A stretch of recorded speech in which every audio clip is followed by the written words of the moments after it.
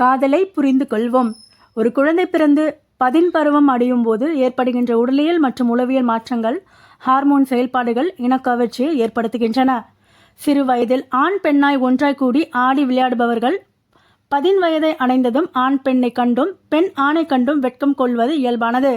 அது இனக்கவர்ச்சியின் வெளிப்பாடாகவும் இருக்கலாம். காதலுக்கும் இனக்கவர்ச்சிக்கும் இடையேயான வேறுபாட்டை புரிந்து கொள்ள வேண்டியது முக்கியமானது. காதல் என்பது அன்பின் வெளிப்பாடுகளுக்குள் ஒன்று. இதயங்களுக்கு இடையே நடைபெறும் உரையாடல்தான் காதல். நிறம் கடந்து, மொழி கடந்து, நாடு கடந்து பூப்பது காதல். எந்த எல்லைக்குள்ளும் தன்னை அடக்காத பரந்த மனம் உடையது காதல்.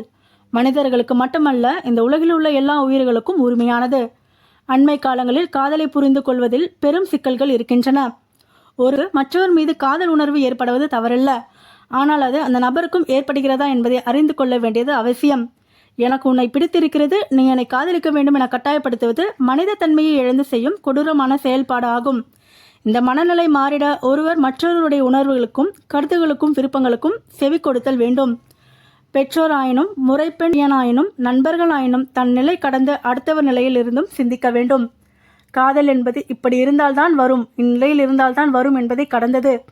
சுயநலமில்லாத எதிர்பார்ப்புகள் எதுவுமின்றி அன்பினால் மட்டும் உருவாகும் பொது நலமான காதல் உலகம் உருவாக வேண்டும். ஒருவருக்கு விளையாட்டு மீது காதல் இருக்கலாம், புத்தகத்தின் மீது காதல் இருக்கலாம், வேலையின் மீது காதல் இருக்கலாம், உயிரினங்கள் மீது காதல் இருக்கலாம். காதல் என்பது மனிதர்களுக்குள் மட்டும்தான் இருக்க வேண்டும் என்ற நிபந்தனை கிடையாது. இறையடியார்கள் பலர் இறைவன் மீது காதல் கொண்டதை பக்தி இலக்கிய பாடல்கள் எடுத்து இயம்புகின்றன. ஆழமான காதலை சங்க இலக்கியங்களின் பல பாடல்கள் வெளிப்படுத்துகின்றன. தலைவனை பிரிந்த தலைவி ஒருத்தி, நான் சாவதற்கு அஞ்சுவதில்லை, ஒரு நாள் இறந்துவிட்டால் மறுபிறவியில் பிறக்கக்கூடும், அவ்வாறு பிறக்கும்போது என் காதலை மறந்து விடுவேனா என்று அஞ்சுகிறேன் என்று நற்றிணை பாடல் ஒன்று இருக்கிறது. காதல் தன்னை மறுக்க செய்வது, இன்பம் துன்பம் என எல்லாவற்றையும் பகிர செய்யும் மாபெரும் கருவி. ஒருவருக்கு எங்கு சென்றால், யாரை சந்தித்தால் ஆறுதல் கிடைக்கிறதோ, எங்கு ஒருவர் கண்ணீர் விட்டு கதறி அழுது தன் இயலாமை எல்லாவற்றையும் கொட்டி தீர்த்து ஆறுதல் அடைகிறாரோ அங்கே காதல் உதயமாகிறது.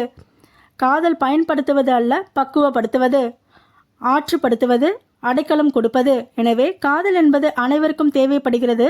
ஏதாவது ஒன்றை யாராவது ஒருவர் எதிர்பார்த்து இன்றி துன்பப்படுத்தாத அவர்களை புரிந்து கொண்டு விட்டு கொடுத்து நம்பிக்கையுடன் காதல் செய்வோம். பிப்ரவரி 14ஆம் தேதி காதலர் தினம் கொண்டாடப்படும் நிலையில் பொழுதுபோக்குக்கானது அல்ல காதல். நம்மை நேர்மையாளர்களாக மாற்ற வல்லது என்கிற புரிதலோடு காதலை அணுகுவோம். அன்றாடம் காதல் செய்வோம். காதலை எப்போதும் கொண்டாடுவோம்.